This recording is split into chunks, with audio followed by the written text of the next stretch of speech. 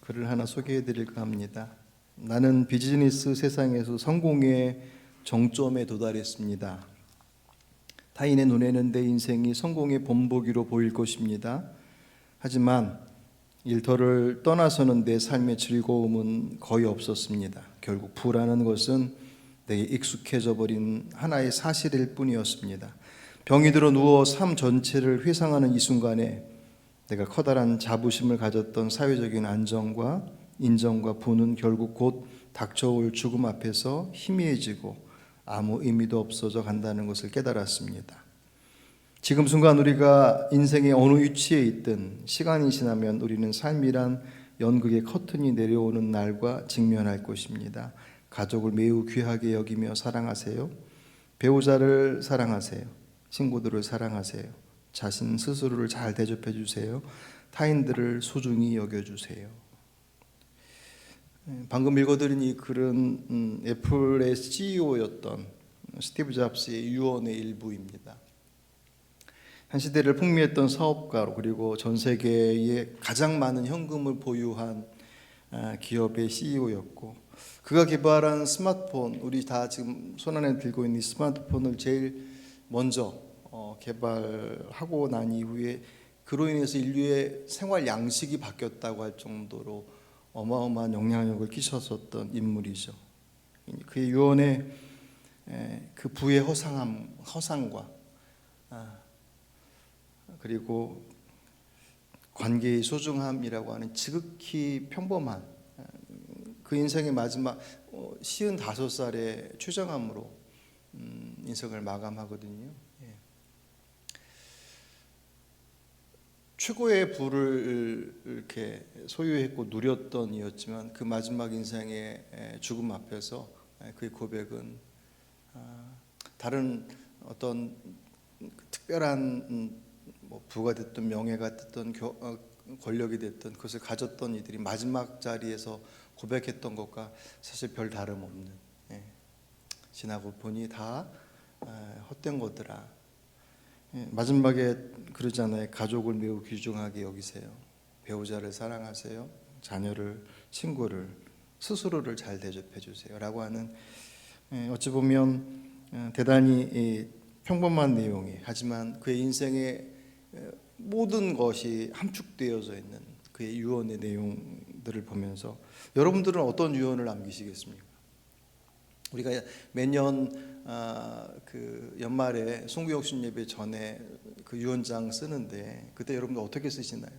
사실은 제가 쓰라고 하니까 이제 오셔서 쓰시는데 어떤 분들이 정말 차분하게 그리고 진지하게 쓰시는 분도 있지만 시간을 쫓겨서 쓰시는 분도 있고, 올해도 이제 작년에 쓰신 거 이렇게 펼쳐 보시면 그 내용이 그대로 나올 텐데,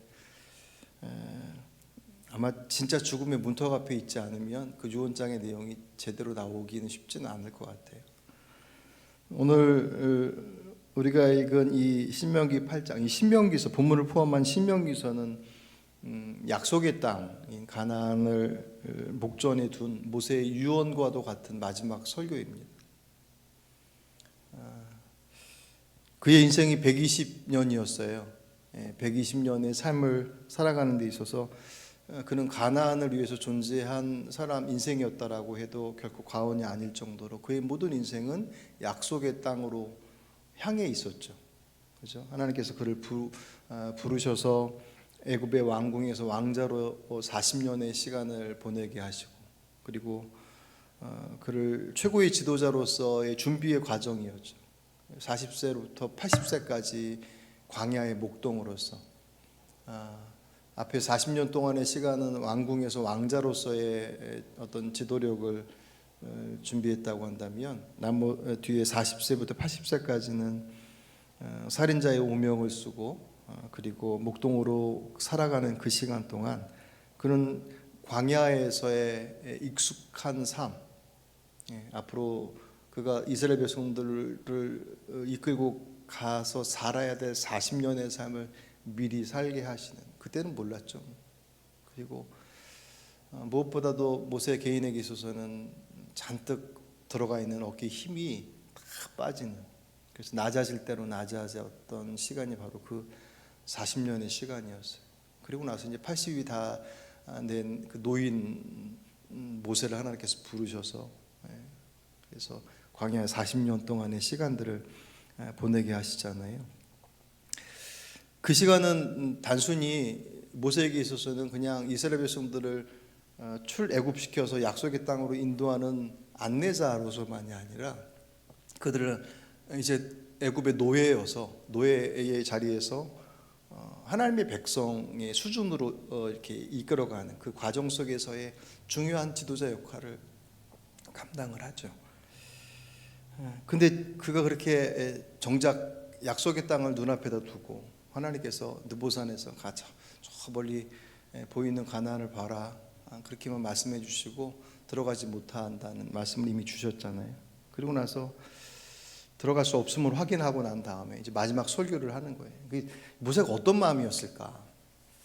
그 마음을 조금 생각해 보면 얼마나 사실은 뭐랄까요, 원망스러울 수도 있었을 것 같아요. 아쉬움이라고 표현하는 것으로 너무 작고, 평생을 그것을 향해서 왔는데 얼마나 고생을 많이 했습니까? 그 목전 앞에서 하나님께서 넌 여기까지다 라고 말씀하시는 그 말씀에 속된 말로 배신감을 느꼈을 수도 있을 텐데, 모세는 그마저도 믿음으로 잘 감당을 하고, 그리고 나서 이제 이 백성들한테 남기는 자신의 마지막 메시지예요. 그러니 그 마음에 누구보다도 이스라엘 백성들이 어떤 사람들이라는 걸 알고 있었던 모세 입장에서는 미운 정도 있고 뭐 다 들었을 거 아닙니까? 그 마음을 가지고서 그들에게 남기는 마지막 설교였기 때문에 아마도 그에게 있어서는 앞에 소개해 있었던 스티브 잡스가 자신의 인생의 마지막에 엑기스를 뭐 한 문장 한 그 페이지도 되지 않는 곳에 남겼지만, 그와 같은 심정으로 그 인생의 가장 중요한 것을 그곳에 남겼을 것이고, 그 내용이 오늘 본문에 고스란히 들어가 있는데, 그는 광야의 기간, 광야의 시간들 함께 보냈던 40년의 시간을 정말 고생스럽긴 했지만 그래도 그 시간은 정말 축복의 시간이고 감사의 시간이었다라고 그렇게 얘기를 합니다. 왜냐하면 그 길은 하나님께서 걷게 하셨기 때문이다. 오늘 2절 말씀 보시면 네 하나님 여호와께서 이 40년 동안 내게 광야길을 걷게 하신 것을 기억하라. 하나님께서 그 길을 걷게 하셨대요. 물론 그 길을 걷게 된 첫 사건을 보시면 그들의 불신앙에 대한 하나님의 징계였잖아요. 그죠? 애초서부터 그들을 너희들은 하나님의 나의 백성의 합당한 모습들로 훈련돼야 돼, 그렇게 부르시는 게 아니라 약속의 땅을 앞에다 두고, 그것 때문에 주님께서 애굽에서 노예로 있었던 그들을 불러내셔서 그 10가지의 재앙을 통해서 하나님만이 참 신이심을 보여주시고, 그 노예로부터 노예의 삶으로부터 고통스러웠던 그들의 삶을 주님께서 자유인으로, 그리고 하나님의 백성으로서 신분을 바꿔주시고 약속의 땅을 향해 가게끔 해서 그 코앞에 딱 도착했는데, 거기서 정탐꾼 보내서 40일 동안 정탐하고 난 내용들을 듣고 난 이후에 그들의 반응은 어땠습니까? 원망하고 불평하고 돌아가자고 그랬어요. 우리가 다 알고 있는 내용이죠. 하나님께서 그들의 그 모습 앞에 진노하시죠. 그래서 40일 정탐한 날들을 하루를 1년으로 쳐서 40년 동안 광야에서 있을 것이다라고, 그 첫 번째 그들의 모습에 대해서 하나님께서 징계 차원에서의 광야로 그들을 이렇게 내모셨어요. 그런데 징계의 목적이 나가서 죽어라 그렇게 내모신 것이 아니라, 그 징계로 시작되어진 그 광야의 삶은 그들을 시험하셨다고 표현하지만 그들을 훈련하시는 과정이었습니다. 오늘 본문 2절에 너를 낮추시며 너를 시험하사, 낮추셨다라고 하는 것이 아까 모세도 40세의 그 애굽의 왕자로서 어깨에 힘 잔뜩 들어가 있고 자신의 능력으로 이스라엘 자신의 동족을 구원할 수 있을 것이라고 생각했었던 자기의 방식과 자기의 계획들이 하루 만에 꺾어지잖아요. 그 꺾어진 것을 40년 동안 낮추시는, 그랬던 것처럼 이스라엘 백성들이 가지고 있었던, 하나님께서 약속하셔서 지금 그것 때문에 데리고 오셨는데 자기들이 판단해서 못 들어가겠다라고 하는, 결국 인간의 죄 가운데 가장 큰 죄는 교만이잖아요. 예. 교만은 막 의시되고 잘난 척하는 그런 것이기보다 내가 하나님의 자리를 차지하고 있는 거죠.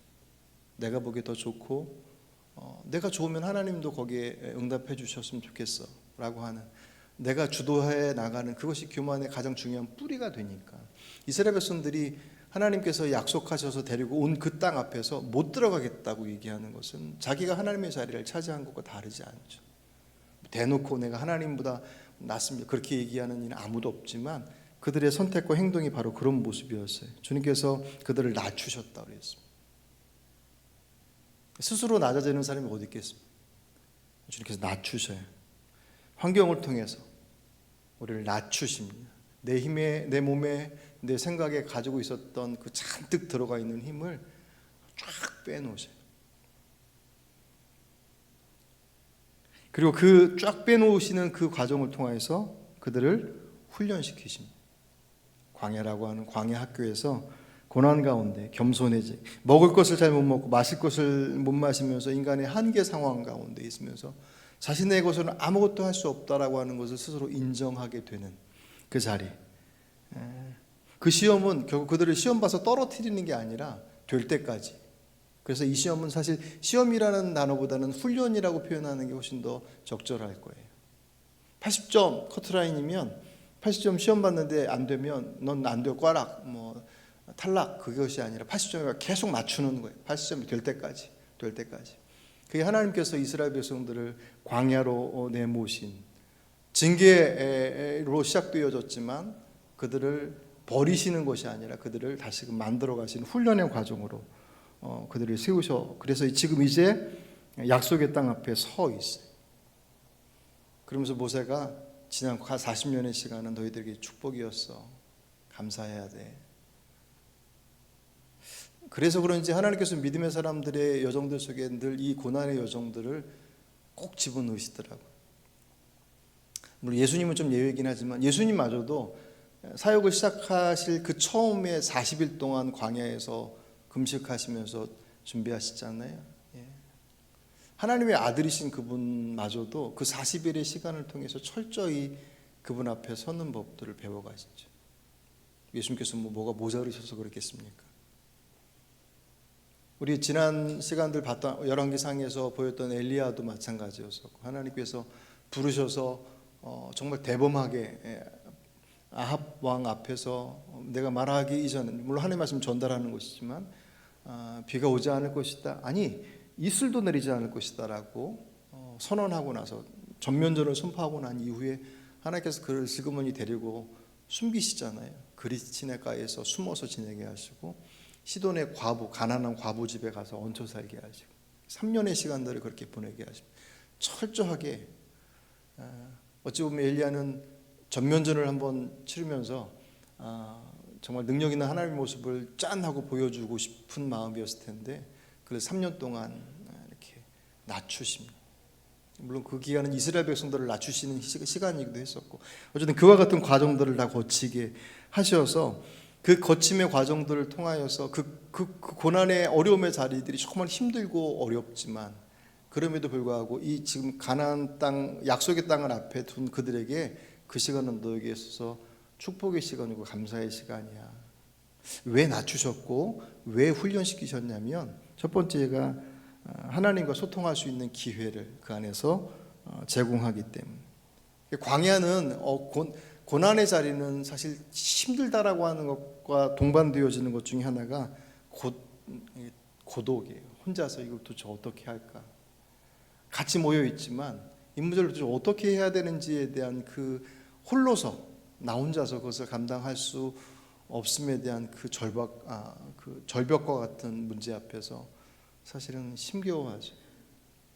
그러니까 누구를 붙잡고 싶어도 붙잡을 수 없는 상황들 가운데 그 단절되어진 상황 속에서 좌우를 둘러봐도 사람은 있지만 그 사람에게 내 하소연을 하더라도 그것이 해결책으로 나올 수 없다라는 것을 누구보다 내가 더 잘 아니까, 앞뒤 좌우 다 막히니까 하늘을 바라볼 수밖에 없고, 하나님께서 다 막으시는 이유들이, 다 막으셔도 하늘을 안 보기도 해요.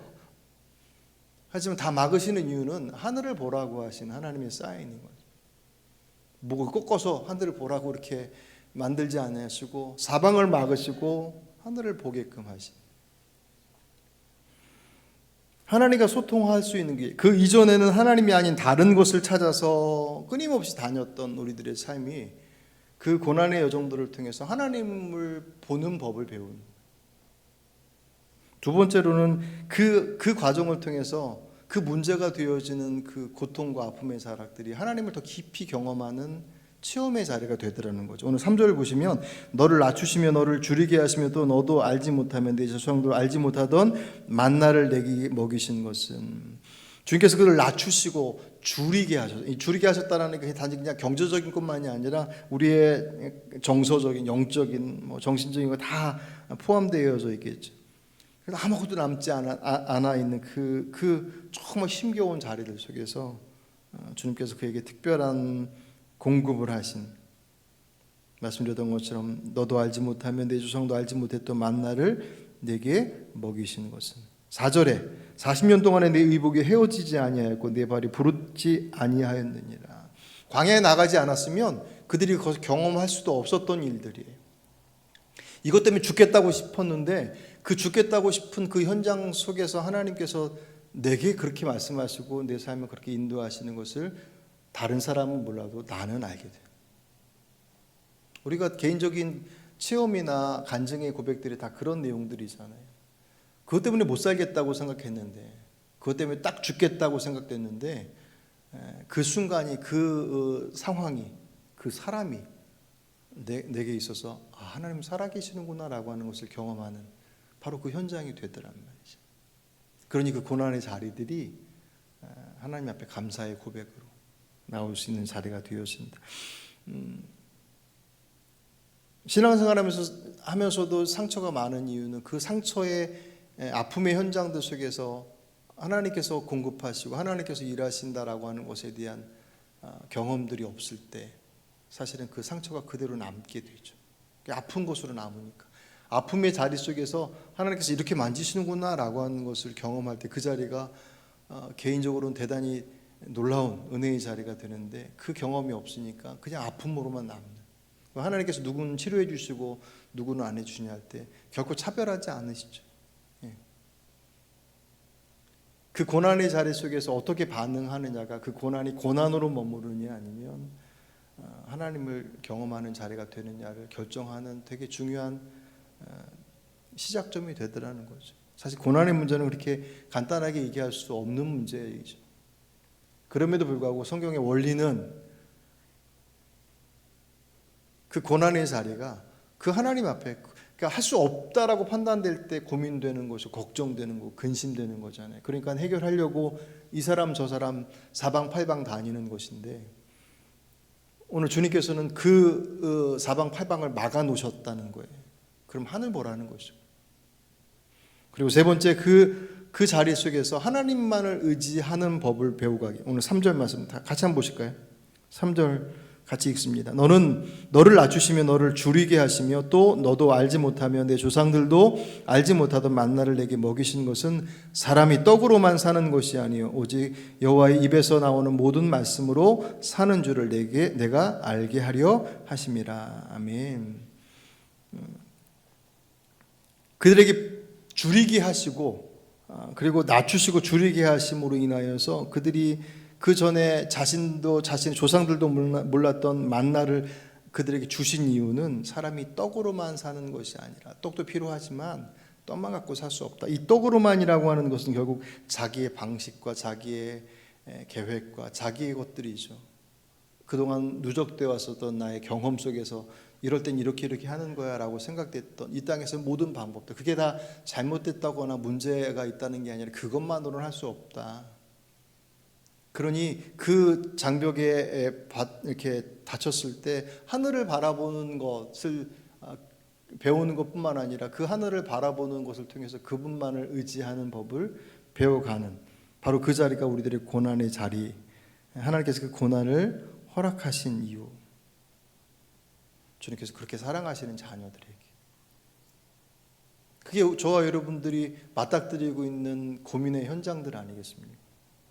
왜 자꾸 이런 것들을 우리에게 허락하실까? 이거 없어도 신앙생활 잘할 수 있을 텐데, 주님께서 꼭 그렇게 하지 않으셔도, 그렇게 몰아가지 않으시고 그렇게 앞뒤 다 막지 않으셔도 제가 하나님 앞에 그렇게 나갈 수 있습니다라고 그렇게 충분히 고백하면 진짜 나갈 수 있을 것 같은데 왜 자꾸 그렇게 막으실까?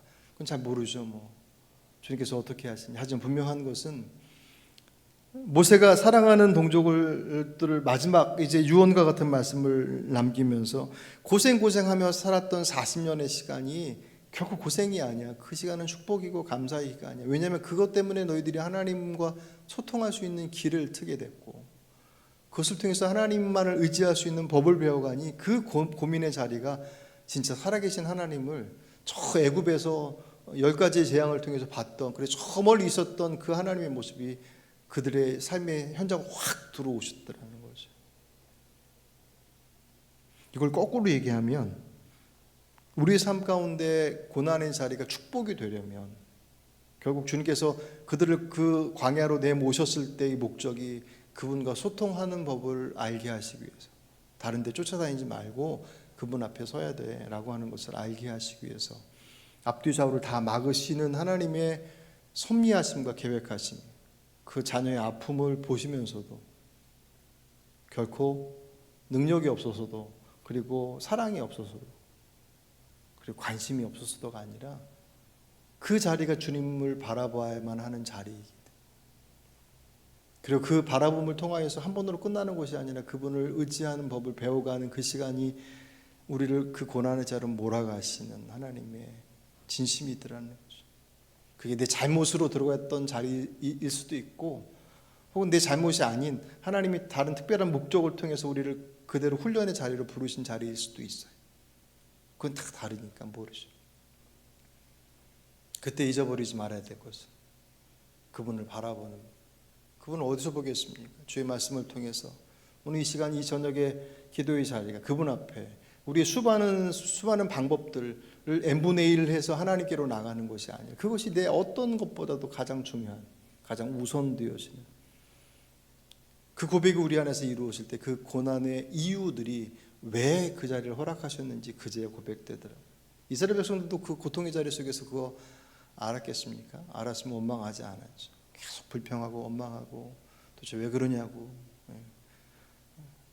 모세만 속 다 시커멓게 타버리고 하나님만 쳐다보고 말 안 들으니까 그렇게 했었던 그의 삶의 자락들 속에서 결국은 그 약속의 땅에 딱 왔습니다. 광야는 목적지가 아니라 경유지일 뿐이, 저 여러분이 고민하고 있는 자리는 그곳이 목적지가 아니라 지나가야 될 과정이더란 말이에요.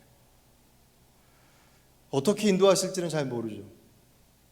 우리가 우리 교회를 놓고 위해서 기도하는 것도 그렇고, 제가 요새 계속 말씀을 드리는 것처럼 제가 어느 때보다도 가장 하나님 앞에, 하나님께서 하나님의 어떤 모습 앞에 주목해야 될지를 그 어떤 때보다도 가장 주목하게 되는 시기가 지금의 시기. 잘 모르겠어요. 하지만 분명한 것은 오늘 말씀처럼 그분 앞에, 그분과의 소통과 그분을 의지하는 법을 배워가는 것, 그것이 우리에게 있어서 주께서 원하시는 분명한 목적이시더라는 거죠.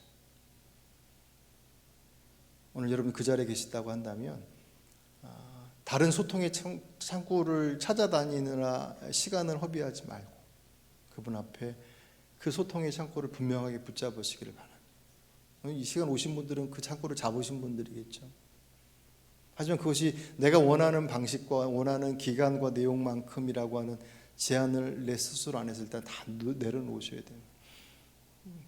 그것마저도 맡겨드릴 때 주께서 내가 그렇게 고민하는 바로 그 자리가 하나님의, 맞아, 하나님께서는 그렇게 일하셔라고 고백하는 그 고백의 자리가 될 수 있음을 이스라엘 백성을 통해서 확인하듯이 오늘 저 여러분의 바로 그 고민의 자리 속에서 이제 얼마 지나지 않아 그것이 감사의 자리로 될 수 있는 우리 모두가 되시기를 주의 이름으로 부탁을 드립니다.